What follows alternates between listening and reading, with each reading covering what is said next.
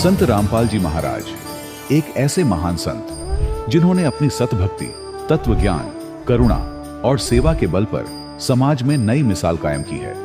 संत रामपाल जी महाराज की अगुवाई में उनके सभी सतलोक आश्रमों से समाज कल्याण के अद्भुत कार्यों ने समाज को सुनहरे भविष्य की एक नई उम्मीद दिखाई है।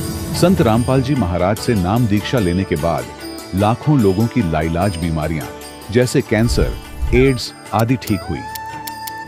संत जी के ज्ञान से प्रेरित होकर उनके अनुयायियों ने लाखों यूनिट रक्तदान किया। संत जी ने लाखों बहन बेटियों का दहेज मुक्त विवाह करवाया।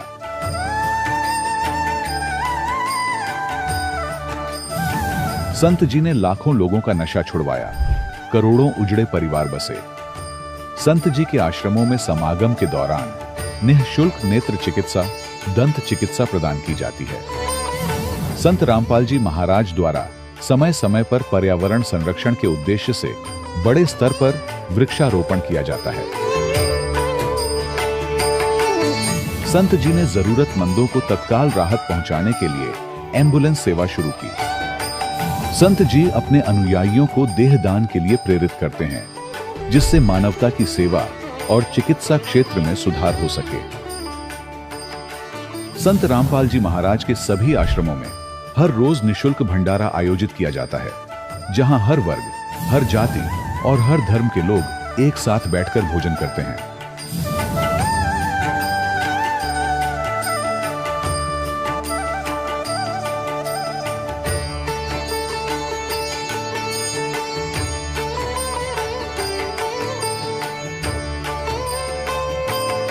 संत रामपाल जी महाराज के आश्रम में हजारों बुजुर्गों को सम्मान और प्यार के साथ जीवन जीने का अवसर मिलता है।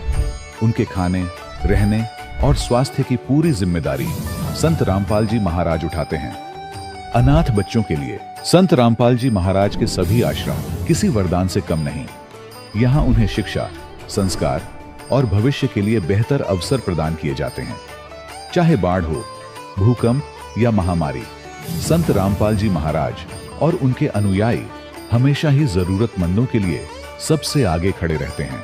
कोविड महामारी के दौरान संत रामपाल जी महाराज के आश्रमों से करोड़ों लोगों के लिए भोजन, दवाइयां और जीवन रक्षक सामग्रियां उपलब्ध कराई गई। चाहे गरीब की मदद हो या किसी शोषित और पीड़ित वर्ग के हक और सम्मान की लड़ाई, संत रामपाल जी महाराज ने हमेशा ही उनकी दबी आवाज को सरकारों तक पहुंचाया है और उन्हें उचित न्याय दिलवाने में अहम भूमिका अदा की है।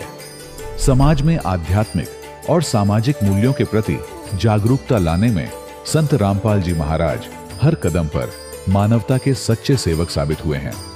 संत रामपाल जी महाराज का जीवन हमें सिखाता है कि सच्ची सेवा वही है जो निस्वार्थ भाव से की जाए। आइए हम भी इस महान सेवा के कार्य में इस महान संत से जुड़ें और संत रामपाल जी महाराज से नाम दीक्षा लेकर अपने जीवन को धन्य बनाएं।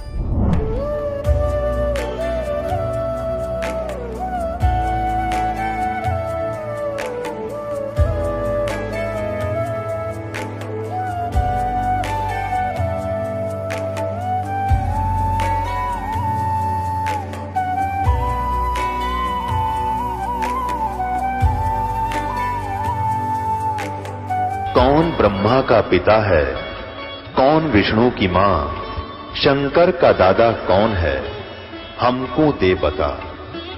ये जानने के लिए कृपया सुनिए। जगत गुरु तत्वदर्शी संत रामपाल जी महाराज के अमृत वचन सर्व पवित्र धर्मों के पवित्र शास्त्रों के आधार पर। सत साहिब दर्शकों, जब कोई व्यक्ति सुख शांति की चाह में अपने धर्म में प्रचलित हर भक्ति साधना को अपनाता है, वर्षों तक पूजा पाठ करता है और अनेकों संतों की शरण में जाकर सुख की तलाश में भटकता है, लेकिन तमाम प्रयासों के बावजूद भी जब उसे कोई वास्तविक लाभ नहीं मिलता तो वो भीतर ही भीतर टूटने लगता है। दर्शकों, ऐसी ही कहानी थी जम्मू कश्मीर के रहने वाले रणधीर सिंह जी की। रणधीर सिंह जी ने अपने जीवन में न केवल सभी देवी देवताओं की भक्ति की, बल्कि निरंकारी मिशन, दादा भगवान फाउंडेशन और न जाने कितने अन्य पंथों का भी सहारा लिया। लेकिन अफसोस, इन्हें सभी जगह निराशा ही हाथ लगी। लेकिन दर्शकों, आज रणधीर जी का कहना है कि जब से मैंने संत रामपाल जी महाराज की शरण ग्रहण की है और उनके द्वारा बताए गए भक्ति मार्ग को अपनाया है, तब से मेरे जीवन में अद्भुत परिवर्तन आया है। अब न केवल मेरा बल्कि मेरे पूरे परिवार का भी जीवन पूरी तरह से बदल चुका है। दर्शकों, आखिर रणधीर जी ऐसा क्यों कह रहे हैं? आखिर संत रामपाल जी महाराज ने इन्हें ऐसी कौन सी जड़ी बूटी दे दी जिससे इनके सारे दुख और परेशानियां खत्म हो गईं? आखिर इसके पीछे की सच्चाई क्या है? आइए सुनते हैं रणधीर सिंह जी की कहानी, उन्हीं की जुबानी। सर नमस्कार। सच साहिब जी। सर क्या नाम है आपका? मेरा नाम रणधीर सिंह है। अब रणधीर दास है जब से गुरुजी की शरण में आए। सर संत रामपाल जी महाराज से नाम दीक्षा कब लिया आपने? मैंने इस दास पे गुरुजी की कृपा 14 जनवरी 2013 को हुई थी। उस दिन संत रामपाल जी महाराज से नाम दीक्षा ली थी। सर संत रामपाल जी महाराज से नाम दीक्षा लेने से पहले आपने क्या क्या साधनाएं की थी?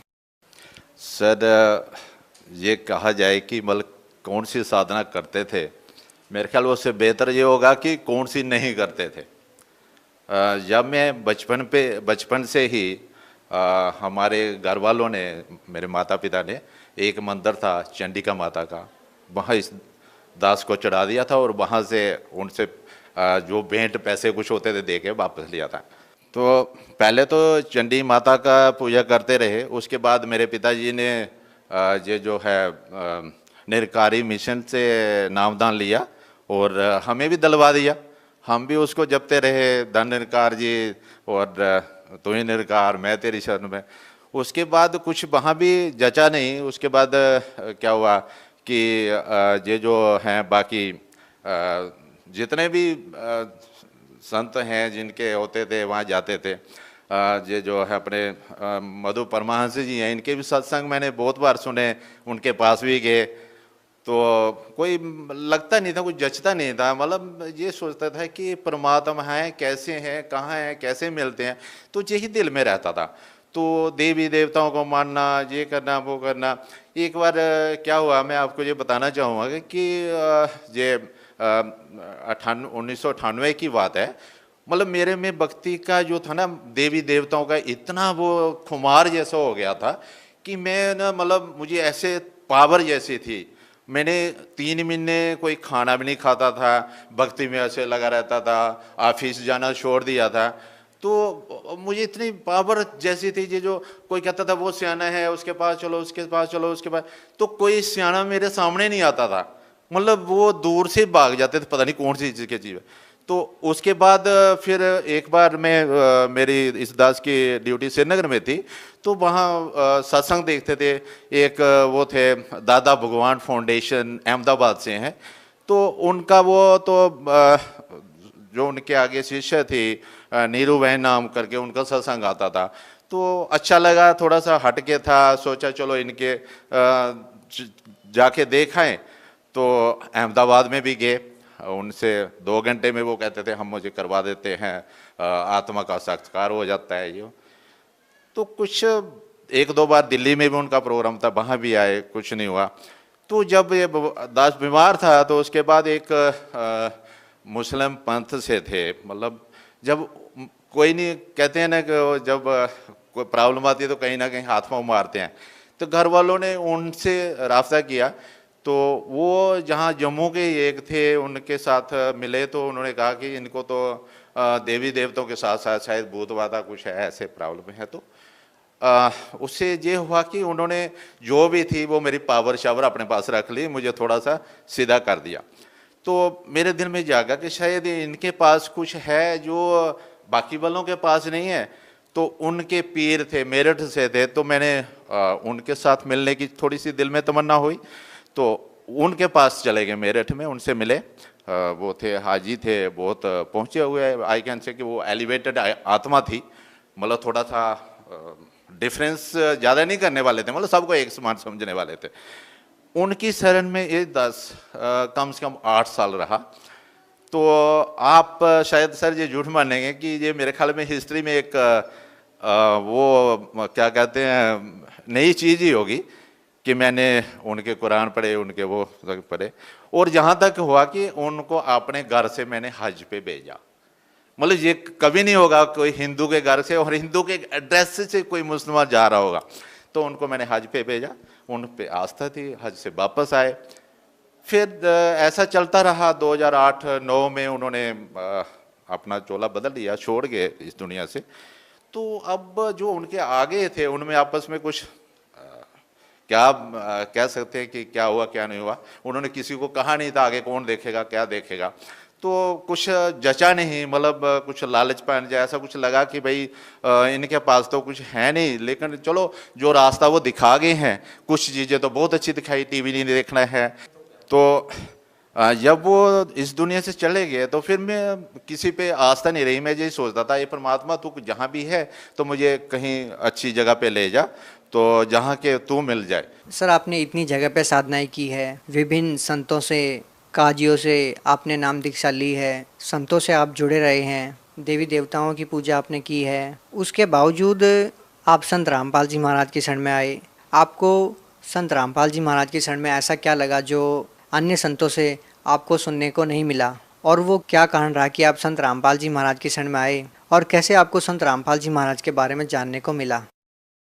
संत रामपाल जी महाराज की शरण इस दास को मैं कहता हूँ बड़ी मुश्किल से मिली हुई है। इतना लंबा सफ़र तय करने के बाद इतना, फिर एक ये था दिसंबर की बात है 2012 की।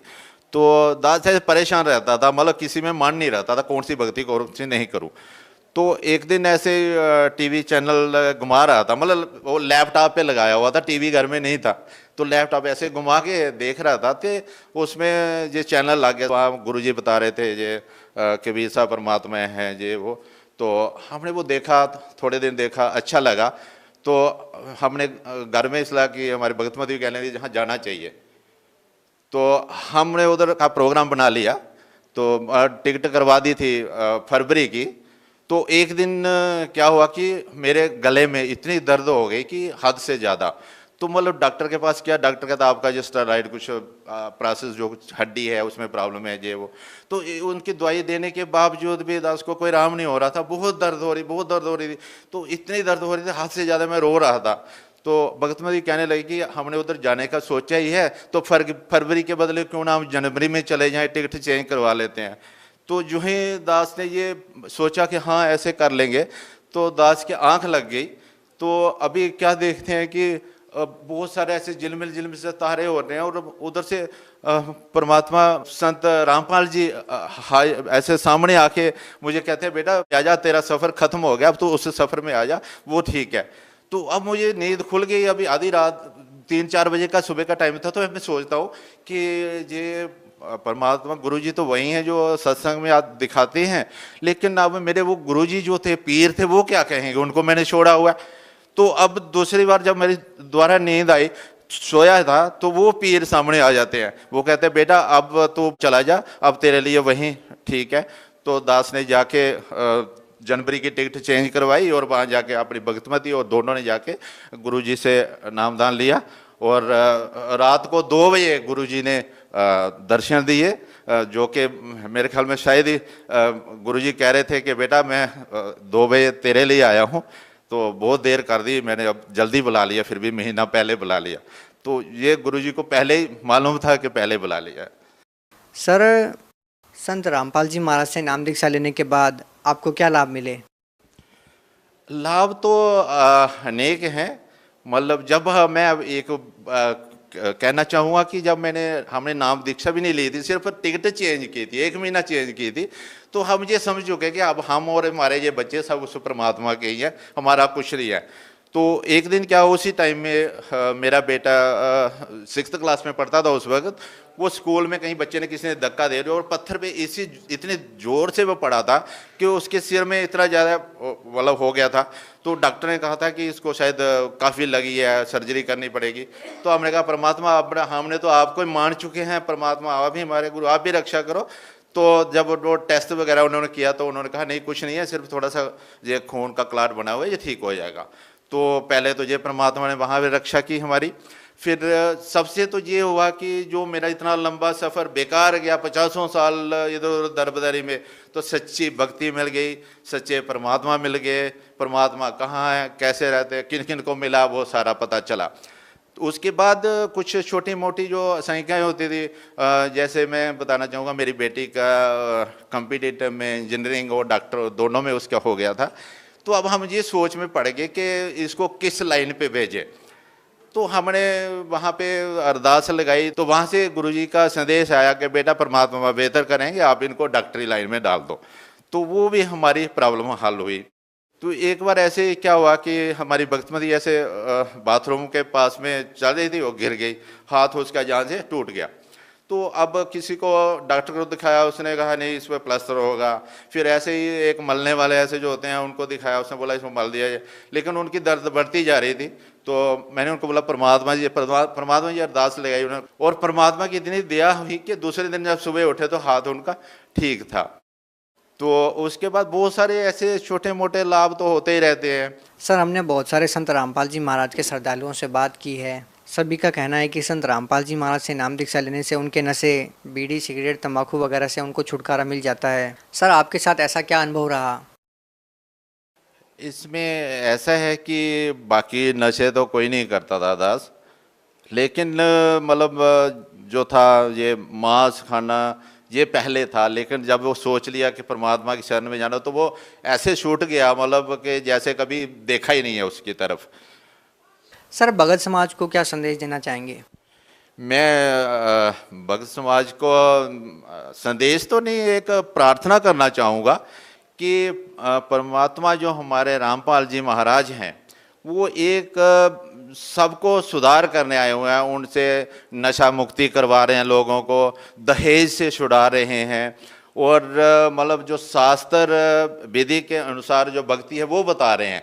तो सभी से यही प्रार्थना है कि आप रामपाल जी महाराज जी के दीक्षा लें और अपना जीवन सफल करें। जी, बहुत बहुत धन्यवाद। सत साहिब। दर्शकों, अभी आपने सुने संत रामपाल जी महाराज से दीक्षा प्राप्त करके सुखी हुए भक्त के अनुभव। अब देखिए जगत गुरु तत्वदर्शी संत रामपाल जी महाराज के मंगल प्रवचन। अपने आत्मा, अब क्या किया मालिक ने, के लीला करी जो 5 वर्ष के हो गए। एक दिन एक गंगा नदी के ऊपर घाट बना हुआ था स्नान करने के लिए, और वहां पर ये महर्षि एक स्वामी रामानंद जी थे। उस समय कबीर परमेश्वर जी 5 वर्ष का लीला करते हुए शरीर था उनका, तो उस समय 104 वर्ष के थे स्वामी रामानंद जी महर्षि, और वो बड़े बोलबाला था उनका। सब ये मानते थे कि महर्षि रामानंद जी जो हैं वेदों, गीता, पुराणों के मर्मज्ञ ज्ञाता हैं, और उन्होंने 1400 ऋषि बना रखे थे, प्रचारक, उपदेशक। उनमें से एक अष्टानंद ऋषि था जो परमात्मा को आते हुए उसने देखा था सतलोक से, एक प्रकाश पुंजम रूप में, फिर बालक रूप दिखाई दिया था। वो भी उसी रामानंद ऋषि के शिष्य थे, और 1400 ऋषि बना रखे थे प्रचारक, जगह जगह जाकर प्रचार करते थे। इतने विद्वान, इतना बोलबाला स्वामी रामानंद जी का था। रामानंद जी सुबह सुबह स्नान करने के लिए उस गंगा घाट पर जाते थे ब्रह्म मुहूर्त में। गर्मियों का मौसम था। परमात्मा जाकर के कबीर जी उन पौड़ियों में लेट गए रामानंद जी अंधेरे में नीचे जा रहे थे स्नान करने के लिए, पौड़ी उतर रहे थे, परमात्मा के सिर में उनकी खड़ाऊ लग गई रामानंद जी की। जैसे बालक रोया करते हैं वो लीला रोने की करी। एकदम रामानंद जी झुक गए। किस बालक का चोट लागी, क्यों साधु संत बड़े दयालु होते हैं। एकदम नीचे को झुका, अको हो किसी बालक का चोट लगी। एकदम नीचे झुके तो उनके गले में एक कंठी थी। कंठी बोलते हैं, एक कंठी होती है तुलसी के लकड़ी के, एक मनका होता उसमें, एक मणिया, और वो धागे से बांधकर अच्छी लटकाते नीचे तय की, अच्छी लंबी, यानी आसानी से काट लेना हो, जब उसने निकाल दे फिर पैर ले। ऋषि जी बड़े बड़े जटा रखाया करते थे। तो वो कंठी जो थी वह धागे में एक मन का डला हुआ, वो क्या होती है, वो ये पहचान होती है कि ये वैष्णव उपदेशी, ये उपदेशी है और वैष्णव परंपरा से है। तो वो जब नो झुके एकदम रामानंद जी, उनकी वह कंठी निकल गए और कबीर जी का गल गई गले में। अंधेरा था। रामानंद जी ने तो सिर्फ ये पूछा, कहा कि बेटा रो ना, रो मत बेटा, धोखे से मेरा पैर लग गया तेरे, और राम राम बोल बेटा, राम राम बोल, राम के नाम ते सुख होता है, दुख दूर होते हैं। अब कबीर साहब चुप हो गए। अब रामानंद जी ने सोचा किसी का बालक होगा, रास्ता भूल के आ गया। कहा बेटा तू यहां बैठ जा, मैं स्नान कर लेता हूं, तुझे तेरे घर भिजवा दूंगा और चिंता ना कर। रामानंद जी तो स्नान करने लग गए। वो वहां से अंतर ध्यान हुए और अपने वो मुंह बोले माता पिता की झोपड़ी में आके विश्राम किया। अब उधर से रामानंद जी स्नान करके बाहर आए तो देखा बालक है नहीं। इधर उधर देखा, एक दो से पूछा कि यहाँ एक बच्चा था, अगले हमने नहीं देखा। तो रामानंद जी ने सोचा भाई चला गया होगा बालक, उजाला अंधेरे में तभी चल गया होगा, रोशनी होगी है, चला गया होगा। बात उसका ध्यान से उतर गई। अब परमात्मा ने क्या किया, स्वामी रामानंद जी का शिष्य ऋषि एक विवेकानंद नाम का, अपने अक्षेत्र में, जहां उसका अक्षेत्र बांट रखा था 1400 ऋषियों में से एक उसका भी अक्षेत्र था। तू यहां प्रचार करेगा, ये इनको तू समझाएगा, इनकी शंका समाधान करेगा। तो सत्संग कर रहा था। कबीर साहब भी जा बैठे वहां। कबीर साहब जा बैठे तो जब उसने प्रसंग शुरू किया कि विष्णु जी सर्वेश्वर हैं, इनके कोई माता पिता नहीं, सर्वेश्वर हैं, यही 3 रूप धारण करके सब कार्य करते हैं। ये कभी रजगुण ब्रह्मा बन जाते हैं, कभी तमगुण शिव बन जाते हैं। ये सब के जनक हैं, महेश, ये सब देवों के देव हैं, अजरो अमर हैं, इनके कोई माता पिता नहीं है। जब उसने वो शिव पुराण की कथा कह सुन ली, भगवान विष्णु के ऊपर उसने प्रसंग चलाकर सत्संग किया, तब परमात्मा खड़े हुए और पूछा कि हे स्वामी जी, मैं आपसे कुछ शंका का समाधान चाहता हूं। अब सारे श्रोता बैठे। अब विवेकानंद जी ने कहा, क्या बोल बेटा, क्या पूछते हो। आपने ये कहा कि विष्णु जी का कोई माता पिता नहीं, अजरो अमर हैं, सर्वेश्वर हैं, इनसे ऊपर कोई परमात्मा नहीं है। तो मैंने एक दिन एक ब्राह्मण कथा कर रहा था शिव पुराण में, रुद्र संहिता के अंदर 5वां, 6वां और 7वां अध्याय वो पढ़ रहा था। उसमें मैंने सुना कि उसमें लिख रखा है ऐसे ऐसे कि काल रूपी ब्रह्म से और दुर्गा के संयोग से विष्णु की उत्पत्ति हुई। अब देखियो जरा उसमें, मैं तो कर पढ़ा नहीं, ऐसा है। अब ब्राह्मण ने पढ़ा, न्यों का न्यों पाया। कहते हैं राज तजना सहज है, सहज तरिया का ने, और मान बढ़ाई ईर्षा दुर्लभ तजना ये। अरे इनके छोड़े बिना भगवान नहीं मिले, न तो बनाए जाओ बात। आंखों पड़ा कर उनका नो बोला, अरे झूठ बोलता है, ऐसा इसमें कुछ नहीं है। उसको पता था सारे अशिक्षित बैठे हैं। और कहने लगे, उस विषय को बदल दिया। विषय को बदल कर कहने लगा, तू तूने किसी से नाम ले रखा, ये तिलक विलक लगा रखे हमारे जैसे? परमात्मा ने कहा कि हाँ मैंने नाम ले रखा है, दीक्षा ले रखी है। किससे ले रखी है? विवेकानंद जी बोले कि जिससे आपने ले रखी है। अच्छा तू कौन है, तेरी क्या जाति है? अब परमात्मा तो बोल नहीं पाए, श्रोता ही कहने लगे ये तो नीरू का लड़का नहीं है, दानक का, जुलाहे का। नीरू जुलाहे का पुत्र है ये, इसकी तो आदत है जहां भी जाता है यू छेड़छाड़ करे बिना नहीं टिकता। और विवेकानंद कहता है कि अच्छा ये जुलाहे का लड़का, और क्या कहता है तू मेरे गुरुजी से उपदेश ले रखा है? हाँ जी, आप जिस गुरुजी से आपने उपदेश ले रखा है उसी से मैंने ले रखा। देखो रे श्रोताओं, देखो भाइयों, कितना झूठा और कपटी है ये, है ना पाखंडी? कैसी झूठ बोल रहा है, ऐसे ही पुराणों के बारे में झूठ बोल रहा है ये। मेरे गुरुजी पता तूने कौन है? वो कहता है विवेकानंद परमात्मा से। परमात्मा कहते हैं मुझे मालूम है आपके गुरुदेव और मेरे गुरुदेव स्वामी पंडित रामानंद जी महर्षि। विवेकानंद कहता क्या तूने उनसे उपदेश ले रखा? कहा देख तेरे जैसा तिलक सारा सौदा मेरे पास। अब उसने क्या कहा? उस विवेकानंद ने कहा देखो भाइयों कितना झूठा है, अब मैं गुरुजी के पास जाऊंगा, इसकी सारी हिस्ट्री पूछूंगा, और कल तुम भी आना वहां पर, सुबह देखना इसकी कैसी पिटाई गुरुजी करेंगे। अब उस विवेकानंद का आदेश उसके सारे श्रोता पहुंच गए सुबह सुबह रामानंद जी की कुटिया पे। रामानंद जी के पास श्याम ने जाकर उस विवेकानंद ऋषि ने कहा महाराज जी हमारी तो नाक काट दी एक जुलाहे के बालक ने। हे परमात्मा वो तो न्यों कह है कि मैंने स्वामी जी से नाम ले रखा है। हे दाता हम कैसे बाहर निकलेंगे, कैसे शकल दिखाओगे जनता में? एक दानक का शूद्र का लड़का आपको गुरु बताता फिरता, उसने बेइज्जती कर दी। अब रामानंद जी ने यह बात सुनी नो कुदर गुस्से में हो गया कि उसको कल लाओ मेरे सामने पकड़ के, मैं तो इन शूद्रों को निकट भी नहीं आने देता। क्यों उनके नंबर कट जा, जैनो बेरा पट जा। किसी ब्राह्मण ने शूद्र को उपदेश दे दिया तो उसके चेले भाग जाते। इस डर से उसने खूब आंखें लाल कर ली। अब सुबह सुबह वो विवेकानंद 8-9 और लेकर मस्टंडे और पहुंचा दानकों की दुल्हाओं की कॉलोनी में, उस बगड़ में।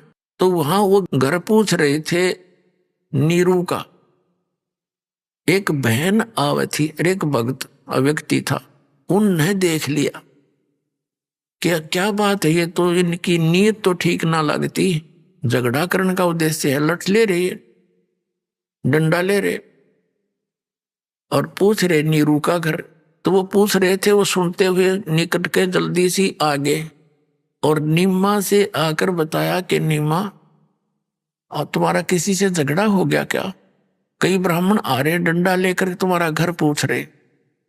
इधर से एक व्यक्ति हुई आके उसने यही कहा कि पता नहीं क्या बात है, तुम्हारा कोई झगड़ा हो गया किसी से। वह नीमा समझ गई कि कबीर किसी ने छेड़छाड़ का है बाबना ने, और ये पहला छेड़ा छेड़ी करें जाया करते, किसी को जाके छेड़ दे कह देते सच्ची, और सच्ची का फिर दुख होया करे।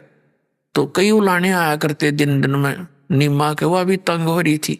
अब उसको पता था कि कल फिर किसी न किसी के साथ इसने छेड़छाड़ की होगी, राज तो ये मारने कूटने पागे डंडे ले रहे थे। तो उसने क्या किया, अपने बच्चे को, यानी अब बच्चा ही मानती थी वो, तो कहा झोपड़ी में सोए थे, वो तो वक्त जा लिया उठा के और कहा बेटा तू झोपड़ी के पीछे बैठ जा और लेट जा तू यहाँ पर। उसके ऊपर कपड़े डाल दिए पुराने पुराने से बेकार से, और बोलिए ना जब तक मैं ना कहूं। अच्छा माता जी। अब वो इतने में पहुंच गए वह विवेकानंद और उसके समर्थक सपोर्टर, और वो जाते कहने लगे वो कहाँ है तेरा पुत्र नीमा, कहाँ तेरा बेटा? वो कहने लगी जी क्या बात होगी, अग बात का तो वहां पता चलेगा गुरुजी के पास। वो कहती है जी मैं धमका दूंगी मेरे बेटे ने, आज के बाद कुछ नहीं कहेगा तुम्हारे को। नहीं नहीं अब तो वहीं फैसला होगा। अब वो माई तो एक तरफ धक्का दे दिया और बढ़ गए झोपड़ी में, पटक ठा के नो लठा डंडा गेला हाथ लाऊं तो वो फिर दानक बन जा, पंडित जी थे, लठा गेला डंडा गेला नुक रजाई उठा उठा देखे, पलंग वो चारपाई सी थी वह उथल दी। अब और वो ने पूछा जी बात तो बता दो। नीमा ने पूछा जी कोई कारण तो बता दो, क्या गलती कर दी मेरे बेटे ने। अब परमात्मा ने सोचा ये माई ने घना दुखी करेंगे, तो बाहर निकल कर उस गोदड़ गाभे में तो बाहर कपड़े थे खड़े हो गए और कहने लगे रे विवेकानंद आजा झोपड़ी के पीछे खड़ा हूं मैं। अब माई ने ना सोची देख निकम्मा यू क्या करे। अब वो तो भाग कर गया, आवाज सुनते ही पकड़ लिया। अब वो जब लेकर चलने लगे परमात्मा को, नीमा लपट गया अपने बच्चे का इन्हों पकड़ के छाती से। उन निकम्मा ने उसका इतने डंडे मार दिए, बेहोश कर दी। फिर पता लगा नीरू भाग गया, आया क्या क्या आवाज होगी, क्या बात, क्या शोर मच रहा है। वह बेहोश पड़ी, बच्चे को लेकर जा रहे हैं। भाग कर उसने भी छुटवाने की चेष्टा की, उसके भी कई लठ मार दिए, वो भी अचेत हो गया और उसको ले गए। पुण्यात्माओं, देवी पुराण में लिखा है 414 पृष्ठ पे कि जो सतयुग त्रेता द्वापर में राक्षस कहे जाते थे वो कलयुग के ब्राह्मण है। एक बार देखा है दुखदेव ब्राह्मण पे जग जा। ये देखिए देवी पुराण, श्रीमद देवी भागवत पुराण, गीता प्रेस गोरखपुर से प्रकाशित है। और इसके कौन है संपादक? हनुमान प्रसाद पोदार, चिमनलाल गोस्वामी। ये गीता प्रेस गोरखपुर से प्रकाशित है, ये आपके समक्ष है। अब इसके 414 पृष्ठ पर आपको दिखाते हैं।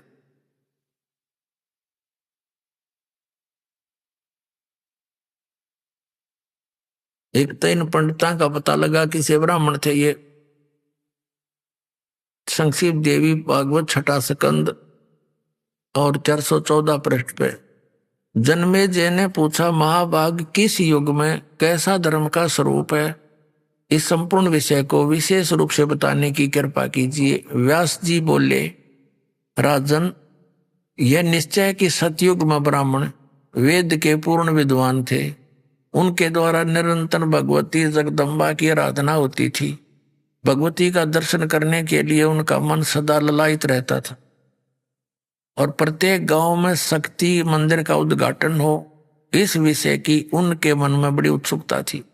अपनात्माओं, एक तो इस पवित्र देवी पुराण के इस लेख से ये स्पष्ट हो गया कि ब्राह्मण, सतयुग के ब्राह्मण विद्वान किसे थे? ये नौकेन के द्वारा देवी की पूजा होया करती। वेद में किधर देवी की पूजा का है पर किधर वर्णन? और जबकि देवी कहती है कि वेद के अतिरिक्त कोई साधना मत करो। और वेद में क्या मंत्र है आपको दिखाते हैं। वेद में क्या है देवी के द्वारा बताया। श्री देवी ने क्या बताया? 500, ये देखिएगा 565, थोड़ा सा दिखाएंगे झलक। ये 7वां स्कंद और संक्षिप्त देवी भागवत 562 पृष्ठ पर हिमालय को ज्ञान देते हुए, हिमालय राजा को ज्ञान देते हुए श्री देवी के द्वारा हिमालय को ज्ञान उपदेश, ब्रह्म स्वरूप का वर्णन। श्री देवी जी कहने लगी, पर्वतराज, उस ब्रह्म का क्या स्वरूप है यह बतलाया जाता है। ये सारा कुछ वर्णन करके थोड़ा सा बताऊंगा इसमें। उसके विषय में क्या कहती है कि उस एकमात्र परमात्मा को ही जानो, दूसरी सब बातों को छोड़ दो।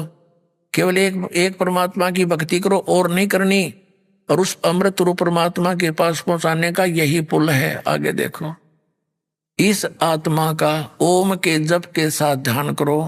इससे अज्ञान में अंधकार से सर्वथा परे और संसार समुद्र से उस पार जो ब्रह्म है उसको पा जाओगे, तुम्हारा कल्याण हो। और वो कहाँ रहता है? ओम नाम का जाप कर ब्रह्म को टारगेट बना। ब्रह्म का जाप ओम है और वह है, यह है सबका आत्मा ब्रह्म, ब्रह्मलोक रूप दिव्य आकाश में रहता है। अब श्री देवी कह रही है कि और सब बात छोड़ दो, मेरी पूजा भी छोड़ दो, एकमात्र परमात्मा को ही जानो, जिसका उसका ओम नाम है, और ब्रह्म का उद्देश्य मानकर उसका जाप करो। और वो ब्रह्म फिर देखो, इस आत्मा का ओम के जप के साथ ध्यान करो। इससे अज्ञान में अंधकार से सर्वथा परे समुद्र पार से जो ब्रह्म है उसको पा जाओगे नहीं। ओम नाम ब्रह्म का है, और वो ब्रह्म कहाँ रहता है? वह ये सब का आत्मा ब्रह्म, ब्रह्मलोक रूप दिव्य आकाश में सतीत वहां रहता है। देखो पुण्यात्माओं, व्यास जी को कितना ज्ञान है, और क्या कह रहे हैं कि सतयुग के ब्राह्मण वेद के पूरे विद्वान थे और दुर्गा की पूजा करते थे। खाक विद्वान थे, वेदों का क्या पता था उनको। और देवी कह रही है कि मेरी भी पूजा छोड़ो, केवल ओम नाम है ब्रह्म का जाप करो, वो ब्रह्म लोक में रहता है। और फिर वेद देवी ने यह भी स्पष्ट किया है, ये देखिए 571 पृष्ठ पर दिखाते हैं कि वेद के अतिरिक्त कोई साधना नहीं करनी चाहिए। देखिएगा, ये 7वां स्कंद है, उसी में आगे चलकर देवी ने क्या बताया है, ये 570 का तरफ है। ये श्री देवी जी कहती है राजन, ये आगे बता रही है, यहां बताया है 571 पृष्ठ पे, कहा कि वेद में कहे गए धर्म का परित्याग करके जो अन्य धर्म का अवलंब करते लेते हैं, राजा को चाहिए कि उन अधर्मी व्यक्तियों को अपने राज्य से निकाल दे। ब्राह्मण लोग उन अधर्मियों की से न बात करें और न उन्हें अपनी पंक्ति में बैठावें। शिव ने मोह में डालने के लिए इन शास्त्रों का प्रतिपादन किया है। इस जगत में तरह तरह के अन्य जितने शास्त्र हैं वे सभी श्रुति और स्मृति के विरुद्ध होने के कारण तामसी कहे हैं। उन शास्त्रों के नाम है वाम, कपाल, कौलक और भैरवागम।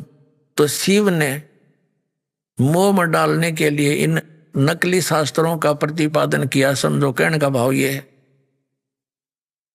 अब क्या कहा है कि उनमें कहीं कहीं वेद अविरुद्ध अंश भी हैं। वेदज पुरुष उस अंश को ग्रहण कर लें तो कोई दोष नहीं। वेद से भिन्न अर्थ को स्वीकार करने के लिए द्विज सर्वथा अनधिकारी है। अतएव वैदिक पुरुष सम्यक प्रकार से प्रयत्न करके वेदों का ही आश्रय लें, यही शाश्वत धर्म है। अब बताओ, ये सतयुग के ब्राह्मणों ने ये नहीं पता कि वेदों में दुर्गा की पूजा को नहीं लिखी। और नो कहे व्यास जी के राजन, सतयुग के ब्राह्मण वेद के पूर्ण विद्वान थे, दुर्गा की पूजा करते थे। हमारे महर्षियों, और दुर्गा कहती है कि मेरी पूजा छोड़ दे, सब बातों को छोड़ दे, ओम नाम है उस ब्रह्म का जाप करो, और वो ब्रह्मलोक में रहता है। ये खाक विद्वान थे ऋषि महर्षि। अब देखो पुराणों में क्या लिखा है, आगे देखो। अब 414 पे संक्षिप्त देवी भागवत और 6ठा स्कंद हमने ये पढ़ लिया। जन्मेजय ने पूछा, महाभाग किस युग में कैसा धर्म का स्वरूप है? इस संपूर्ण विषय को विशेष रूप से बताने की कृपा करिए। व्यास जी बोले, राजन, यह निश्चय कि सतयुग में ब्राह्मण हर वेद के पूर्ण विद्वान थे और उनके द्वारा निरंतर भगवती जगदम्बा यानी इस दुर्गा की आराधना होती थी। भगवती का दर्शन करने के लिए उनका मन सदा ललायित रहता था। प्रत्येक गांव में शक्ति यानी दुर्गा का मंदिर उद्घाटन हो, इस विषय की उनके मन में बड़ी उत्सुकता थी। अपने आत्माओं, ये मंदिरा का लठी ननगढ़वा रखे पंडिता ने और सतयुग तक करते आ रहे। वेद में लिखा है केवल एक ओम मंत्र है। पवित्र श्री मद्भगवत गीता जो है चारों वेदों का सारांश है। उसमें कहीं भी दुर्गा की पूजा का है कितने नामो निशान, और दुर्गा कहती है उसकी पूजा करो। अब आगे वो व्यास जी क्या कहते हैं, इसी 414 पृष्ठ में देखो, जो हमारा प्रसंग है उसको लेते हैं। ये वही यहाँ क्या बताया है कि धर्म की यही सतिथि त्रेता में रही, परंतु कुछ ह्रास हो गया था। सतयुग की जो सतिथि थी वह द्वापर में विशेष रूप से कम हो गई थी। राजन, उन प्राचीन युगों में जो राक्षस समझे जाते थे वे कली में ब्राह्मण माने जाते हैं, क्योंकि अब के ब्राह्मण प्राय पाखंड करने में तत्पर रहते हैं। दूसरों को ठगना, झूठ बोलना और वैदिक धर्म कर्म से अलग रहना कलयुगी ब्राह्मणों का स्वाभाविक गुण बन गया। अपना आत्माओं, ये कंसेप्ट क्लियर करना जरूरी था। दास ने कह दिया कि ये ब्राह्मण, कलयुग के ब्राह्मण सतयुग में जो राक्षस होते थे उन कैसे हो गए, और उन्होंने ये कर्म इव करके दिखाया। क्या किया? बेरहमी से कूट छेद कर उन नीरू और नीमा को पटकिए अपनी मान बढ़ाई के लिए, और बालक को घसीट कर ले गए वहां उनके गुरु रामानंद जी बैठे थे कुटिया में, आगे पर्दा लगा लिया, श्रोता वो दर्शक गणे आगे ब्राह्मण के भी ये पता करेंगे झूठा कौन है। और विवेकानंद जानबूझ के बुला के ले गया, तेरी फिर इज्जत रह जाएगी हमारे गुरुजी की, वो उस विषय को भूल जाएंगे ये लोग। अब झोंपड़ी में रामानंद जी अंदर बैठे हैं, कबीर परमेश्वर 5 वर्ष के बालक बाहर खड़े हैं, बीच में पर्दा डाल दिया गेट के ऊपर, ये दिखाने के लिए मैं तो शूद्रों का सुबह सुबह दर्शन भी नहीं करता। रामानंद जी ने पूछा तेरी जात क्या है और तू किस भगवान की भक्ति करता, तेरा पंथ क्या है। अब देखो वो परमात्मा हमारे लिए कितने दुखी हो रहे हैं। 1-2 कौड़ी का जीव रामानंद, उसके आगे ऐसे खड़े परमात्मा हाथ जोड़ के, जैसे एक सुयोग्य शिष्य को अपने गुरु जी के सामने व्यवहार करना चाहिए, ऐसे खड़े हैं परमात्मा। तो क्या कहा, अब क्या वार्ता होती है, आदरणीय गरीबदास साहिब जी ने अपनी वाणी में कितनी अच्छी चित्रित की है।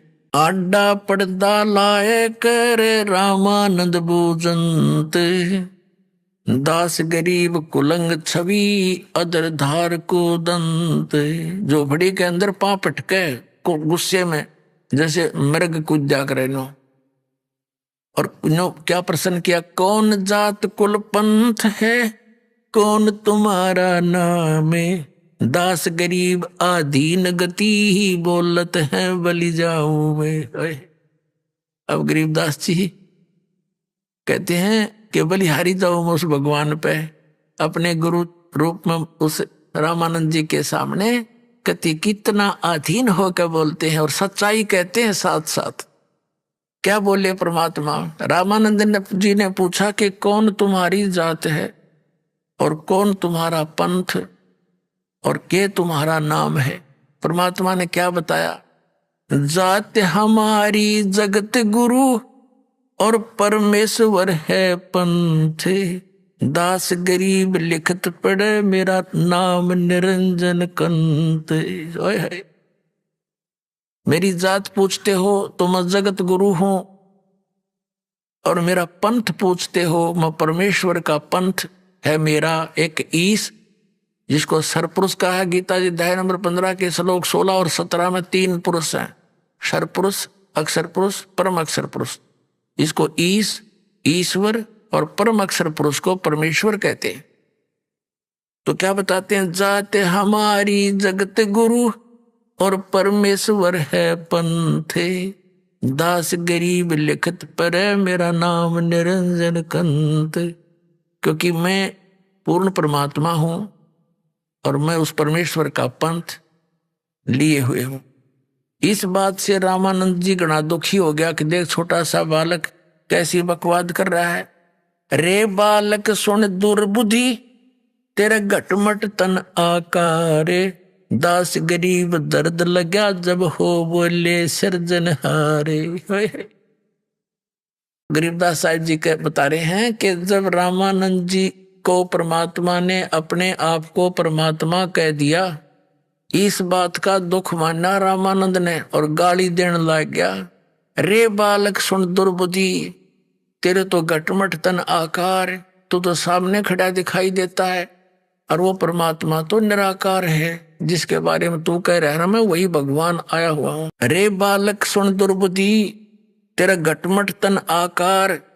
गरीबदास जी कहते हैं दास गरीब रामानंद जी का दर्द हो गया इस बात का, जब परमात्मा हो बोले सृजनहार के मैं सृजनहार हूं।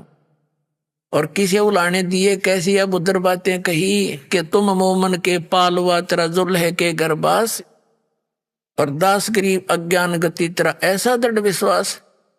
जैसे न्यो कहा कर तो उसके एक मुसलमान के टुकड़ा पर पलने वाला तू है और अपने आप को भगवान कह रहा है। मान बड़ाई छोड़ कर बोलो बालक बहन, दास गरीब अधमुखी एता तुम गठफैन। तर्क तलु से बोलते वो रामानंद सुरज्ञान, दास गरीब को जात है यू आखिर नीच निदान। कितनी अभद्र बातें कही भगवान को उस रामानंद ने, कि ये तो कुजात है, कुजात। कुजात माने इसके माँ का बेरा ना बाप का, और किस जाति का कित पड़ा पाया यूं। इस भाव से बोल रहा है कि तर्क तलु से बोलते वो रामानंद सुरज्ञान, दास करीब कुजात है यू आखिर नीच निदान। लोग कहने लगे तो नीच है न शूद्र है ना, और इसकी जात का नहीं बेरा कुजात, और अपने आप को भगवान कह, कुछ भी बकवाद कर सकता है ऐसा व्यक्ति। अब परमात्मा के बोले मैं के बदन खुला से करे सुन स्वामी परवीने, दास गरीब अजात हूं तै जो कहा बलि जाऊं मैं के बदन खुला से करे सुन स्वामी परवीन, दास गरीब मनी मरे है मैं आजज आदीन। अब क्या बताने लगे परमात्मा अपनी सती थी, मैं अवगत गत से परे और तेरे 4 वेद से दूर, दास गरीब 10 दशा में सकल संद भरपूर। इन तेरे वेदों में मेरी महिमा तो है इन वेदों में, लेकिन इनसे दूर यानी इनमें वर्णित विधि से मेरी प्राप्ति नहीं हो सकती।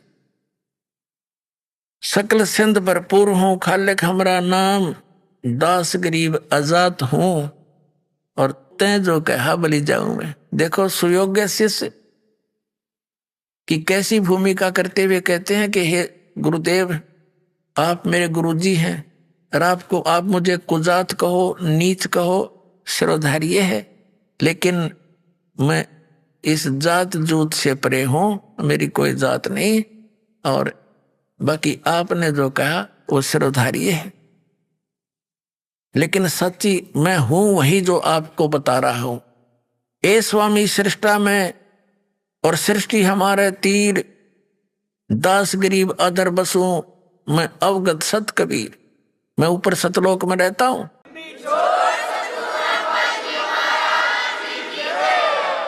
सुन रामानंद राम में, और मैं बावन नरसिंह, दास गरीब सर्व कला मैं व्यापक सर्वंग। मेरी ही सत्ता सबके ऊपर है, और सुन रामानंद राम में, और मैं बावन नरसिंह, ये नरसिंह बनकर मैं ही आया था, प्रहलाद को बचाया था, और नाम विष्णु का, मैंने विष्णु रूप धारण कर लिया, क्यों विष्णु का पुजारी था, राज्य हो जाएगा बालक। कहते हैं सुन रामानंद राम में, और मैं बावन नरसिंह, दास गरीब सर्व कला मैं व्यापक सर्वंग। फिर क्या बताते, ए स्वामी सृष्टा में और सृष्टि मेरे तीर, दास गरीब अधर बसूं अवगत सत कबीर। अब रामानंद जी ने सोचा इतना कॉन्फिडेंस से यू बालक बोल रहा है, इसने तो बात बढ़ा दी। फिर कहने लगा मैं पहले अपनी कुछ पूजा कर लेता हूं, तू बैठ जाए एक तरफ। पर्दे के पीछे से बात हो रही है ये। अब वो पर्दे से पीछे कहने लगा मैं थोड़ी पूजा कर लूं, अपनी नित्य नियम कर्मकांड करता था वो। और परमात्मा बाहर खड़े रहे।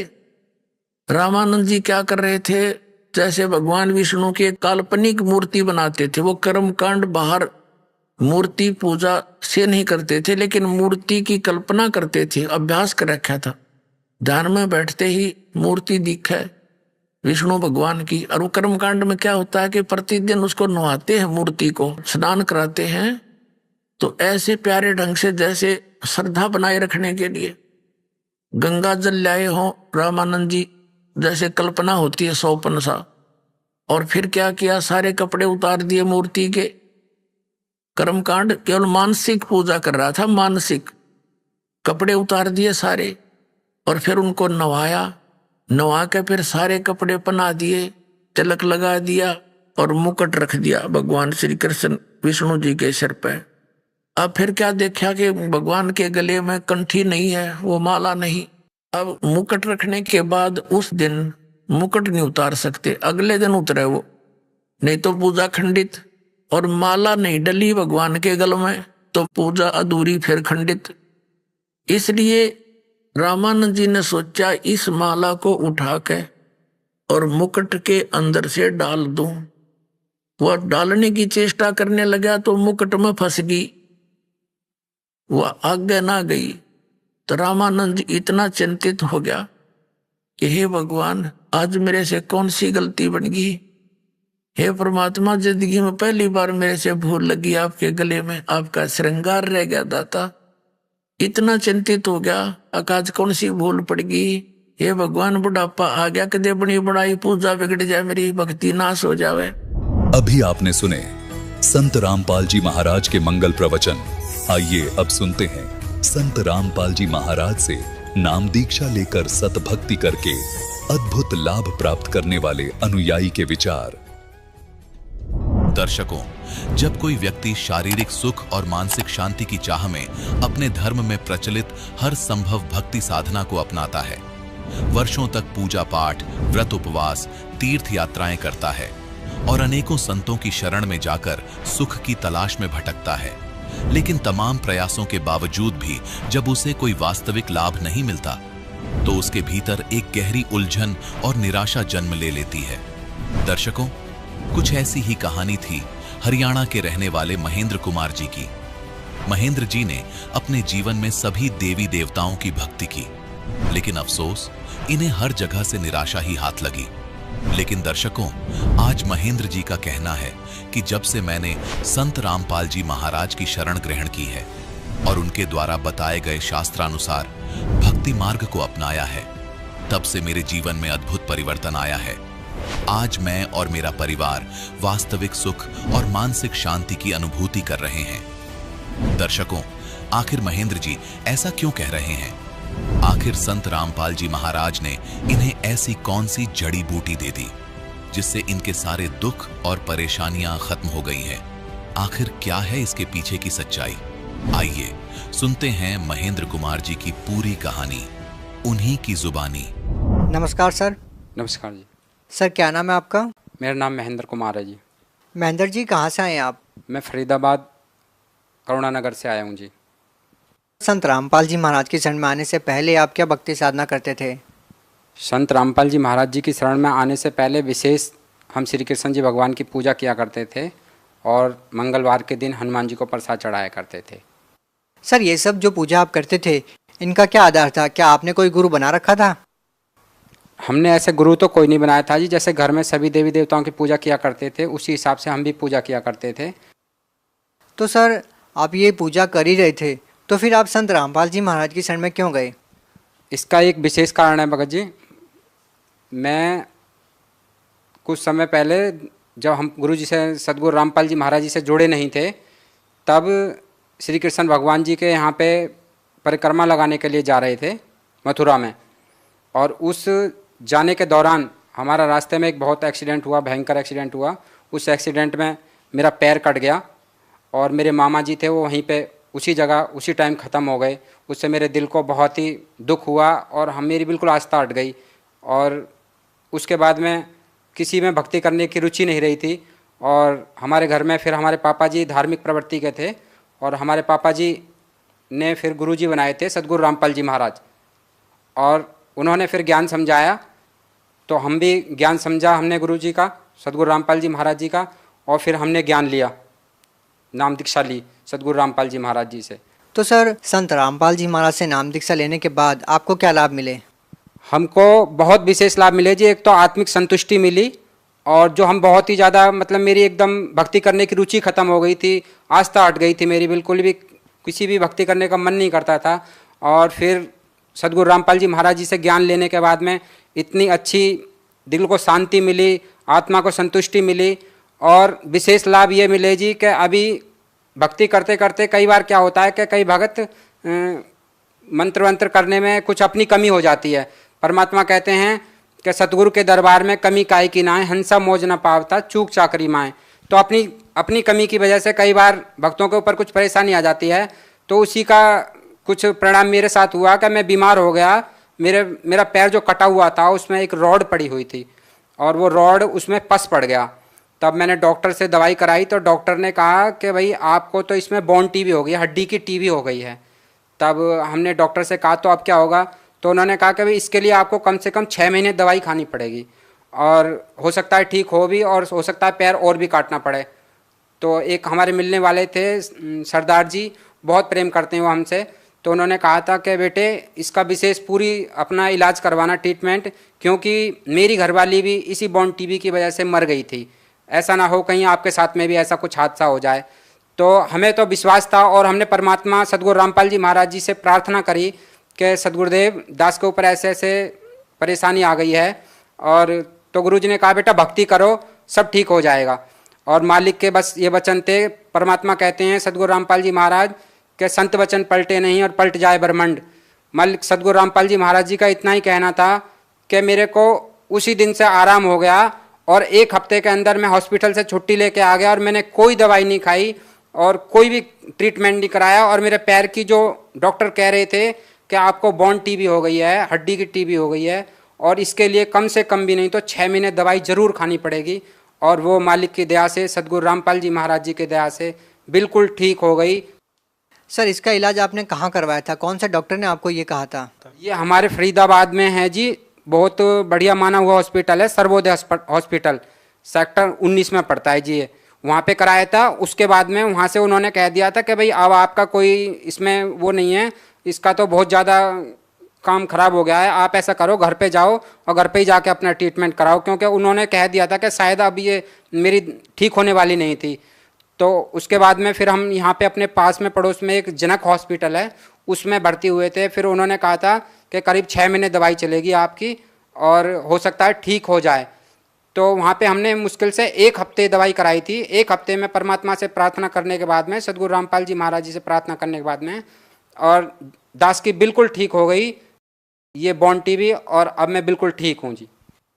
सर यहाँ पर एक बड़ी विचित्र बात देखने को मिल रही है, क्योंकि सर साइंस का ज़माना है और आज के टाइम इस आधुनिक युग में लोगों का इन बातों पे विश्वास करना कि जैसे आपने बताया कि संत रामपाल जी महाराज ने आपको कहा कि ठीक हो जाएगा और उसी पल से आपको उस बीमारी में राहत मिलना शुरू हो गई और 1 हफ्ते के अंदर आपकी सारी हुई बीमारी दूर हो गई। तो सर आज के इस आधुनिक युग में आज के जो लोग हैं क्या वो इस बात को स्वीकार करेंगे? आप उनको कैसे समझाएंगे या सर क्या कहना चाहते हैं? बिल्कुल स्वीकार करेगा जी। परमात्मा जो भी काम करते हैं परमात्मा की वचन में शक्ति होती है। जिस प्रकार से हर ऊपर वाला उसको शक्ति देता है, जैसे कि आज हमारे प्रधानमंत्री हैं, वो अगर कह दें कि यहाँ से रोड बन जाए तो उसी दिन रोड बनना शुरू हो जाता है। और जो संत होते हैं वो पूर्ण परमात्मा के भेजे हुए अवतार होते हैं और उनके द्वारा वही मतलब लोगों को लाभ दे सकते हैं। परमात्मा की शक्ति उनके अंदर होती है और विशेष तो यही लाभ मिला जी। और घर में बहुत परमात्मा, जब मैं पहले शुरू में नाम नहीं लिया था हमने गुरुजी से, तो दास की आर्थिक स्थिति बहुत ख़राब थी।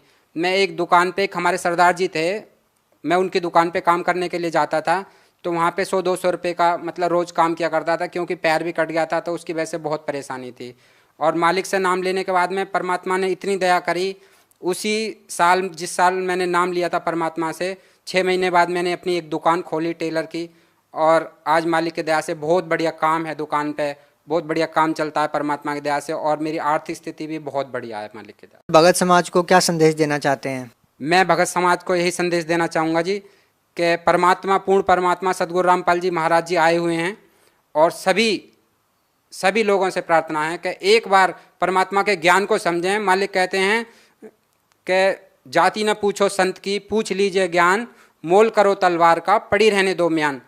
सर बहुत से ऐसे श्रद्धालु हैं जो संत रामपाल जी महाराज से नाम दीक्षा लेना चाहते हैं, तो सर वो संत रामपाल जी महाराज से नाम दीक्षा कैसे ले सकते हैं? परमात्मा सदगुरु रामपाल जी महाराज जी से जुड़ने के लिए आज मालिक ने विशेष दया कर रखी है सभी के ऊपर। सभी जिलों में परमात्मा ने नामदान केंद्र खोल रखे हैं। अब किसी भी जिले में जाओगे आप तो वहाँ पे नामदान केंद्र खुले हुए हैं। सर आप फरीदाबाद हरियाणा से बिलोंग करते हैं, हरियाणा में कहाँ कहाँ नामदान स्थल है? फरीदाबाद में जी बदरपुर बॉर्डर के पास में है जी एक पल्ला मोड़बंद, वहाँ पे नामदान केंद्र है। और फरीदाबाद में खेड़ी पुल सेक्टर 87 में इधर पड़ता है जी, वहाँ पे नामदान केंद्र है। और पलवल में भी नामदान केंद्र है जी। सर बहुत बहुत धन्यवाद आपका।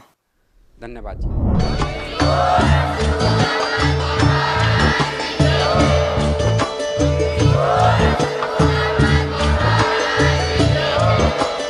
आप सुन रहे थे जगत गुरु तत्वदर्शी संत रामपाल जी महाराज जी के मंगल प्रवचन। अधिक जानकारी के लिए विजिट कीजिए हमारी वेबसाइट www.jagatgururampalji.org। संत रामपाल जी महाराज जी के शुभ आशीर्वाद से पूरे विश्व भर में 500 से भी ज्यादा नाम दीक्षा केंद्र हैं, जिन पर संत रामपाल जी महाराज जी द्वारा ऑनलाइन निशुल्क नाम दीक्षा दी जा रही है। अपने नजदीकी नाम दीक्षा केंद्र का पता करने के लिए संपर्क करें 8222880541।